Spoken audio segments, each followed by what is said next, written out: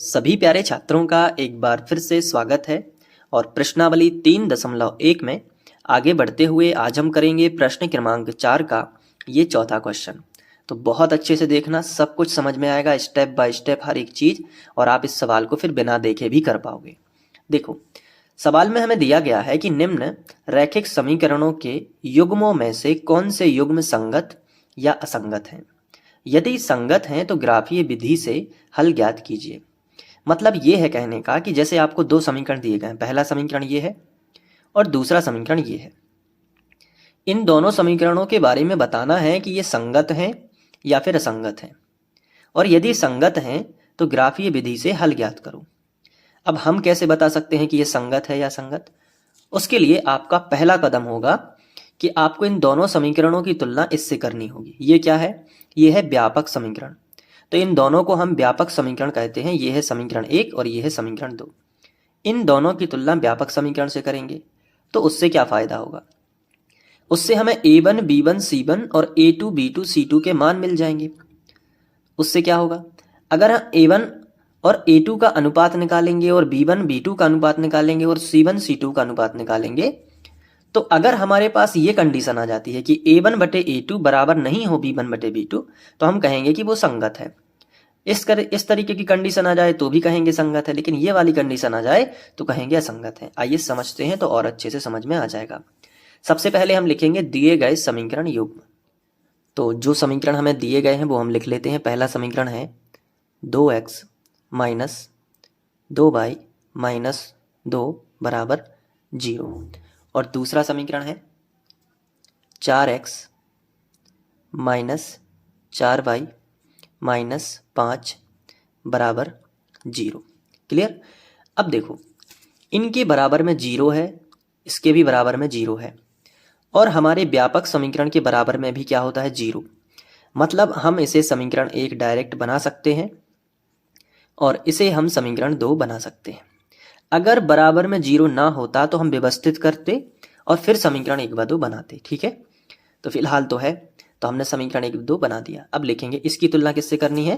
हमारे व्यापक समीकरण से। तो इसके लिए हम भाषा लिखेंगे कि समीकरण 1 व 2 की तुलना व्यापक समीकरण a1 x धन b1 y धन c1 बराबर 0 तथा a2 x धन b2 y धन c2 बराबर 0 से करने पर, इस तरीके से हमने लिखा। ठीक है, यहाँ तक बन जाएगा। ये भाषा मैंने आपसे कहा भी था कि ये हर सवाल में हो रही, तो आप इसको याद भी कर सकते हो। अब इसके बाद हमें मिलेगा a1 का मान, फिर मिलेगा b1 का मान, और फिर मिलेगा c1 का मान। इसी तरीके से नीचे मिलेगा a2 का मान, फिर मिलेगा b2 का मान, और फिर मिलेगा c2 का मान। क्लियर? चलो, a1 का मान कितना होगा, b1 का मान कितना होगा, c1, ये समीकरण 1 से पता चलेगा।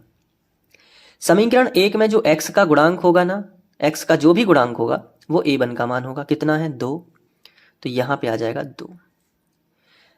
समीकरण 1 में जो y का गुणांक होगा वो होगा b1। तो x का गुणांक कितना था? 2, तो a1 का मान हो गया 2, तो y का गुणांक कितना है? -2, तो b1 का मान हो जाएगा -2। c1 का मान, जो भी समीकरण 1 में अचर पद होगा, जैसे -2 है तो यहाँ पे -2 रहेगा। अब समीकरण 2 में जो x का गुणांक होगा वो a2 का मान होगा, तो 4 होगा। समीकरण 2 में जो y का गुणांक है जो कि -4 है, वो b2 का मान होगा, और जो अचर पद है वो -5 होगा। क्लियर है? अब हम a1 बटे a2 निकाल लेंगे, फिर b1 बटे b2 निकालेंगे, और फिर c1 बटे c2। तो चलिए शुरुआत करते हैं सबसे पहले a1 बटे a2 की। तो a1 का मान कितना है? 2, बटे लगा है तो बटे लगा दिया। a2 कितना है? 4, तो 2 एकम 2 और 2 दूनी 4, यानी 1 बटे 2 आ गया। अब b1 बटे b2 निकाल देंगे, तो b1 बटे b2। b1 कितना है? -2, और b2 कितना है? -4। माइनस से माइनस कट गया, तो 2 बटे 4, और 2 एकम 2 और 2 दूनी 4, यानी ये दोनों बराबर हैं। जब ये बराबर है तो c1 बटे c2 भी चेक कर लो।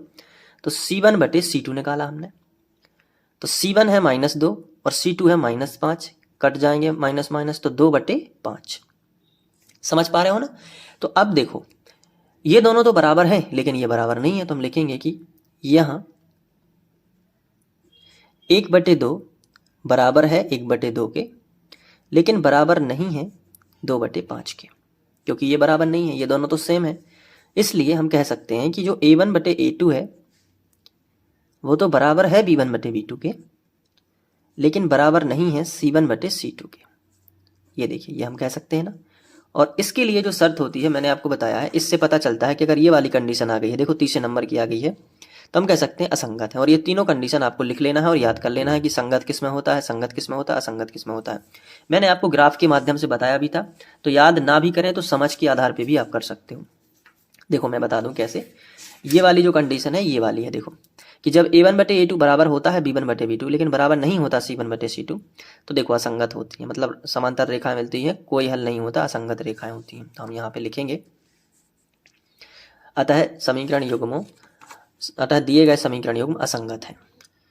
अब जब असंगत है तो हम इन्हें ग्राफ से नहीं कर सकते, केवल ग्राफ उन्हीं का खींचना है जो संगत है। ये तो असंगत है तो इनका हम ग्राफ नहीं खींचेंगे और यहीं ये सॉल्व हो जाएगा। उम्मीद है कि आपको अच्छे से समझ में आ गया होगा।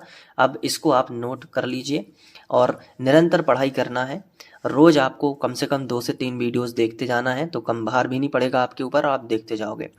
सारे वीडियोज़ की लिंक प्लेलिस्ट में है, तो वो ज़रूर देखना। यहाँ से नोट कर लो पहले आप, ये देखो यहाँ से आप नोट कर लेना, फिर इसके बाद यहाँ, फिर यहाँ पे, ठीक है। तो अच्छे से इसको कर लेना, 1 से 2 बार आप रिवीजन कर लोगे बहुत अच्छे से। और रिवीजन बहुत इंपॉर्टेंट होता है, तो अभ्यास से ही गणित अच्छी होती है। तो जितनी ज़्यादा प्रैक्टिस करोगे उतना आपके लिए फ़ायदा होगा, क्योंकि प्रैक्टिस से आप परफेक्ट बनोगे गणित में। तो प्रैक्टिस बहुत ज़रूरी होती है, डेली बेसिस पे प्रैक्टिस करो। सभी विषयों को एक समान रूप से पढ़ो, चाहे वो गणित हो, चाहे वो साइंस हो, चाहे वो सोशल साइंस हो, जो भी आपकी सब्जेक्ट है, सभी को समान रूप से पढ़ते हुए आगे बढ़ना है। और रही बात प्लेलिस्ट की, तो वो मैं यहाँ पे भी लगा दूंगा एंड स्क्रीन पे, तो यहाँ पे आप देख के स्क्रीन पे क्लिक करके सारे वीडियोज़ एक एक करके देखोगे तो गणित में मास्टर हो जाओगे, गणित अच्छे से बनने लगेगी। ठीक है, मिलते हैं नेक्स्ट वीडियो लेक्चर में, तब तक अपना ध्यान रखना। Thank you. और एक ज़रूरी बात, ग्राफ कॉपी ज़रूर ले लेना, उसमें ग्राफ बना बना के ज़रूर देखना है। तो ग्राफ कॉपी भी महत्वपूर्ण है, तो वो भी आप ले सकते हो। Thank you.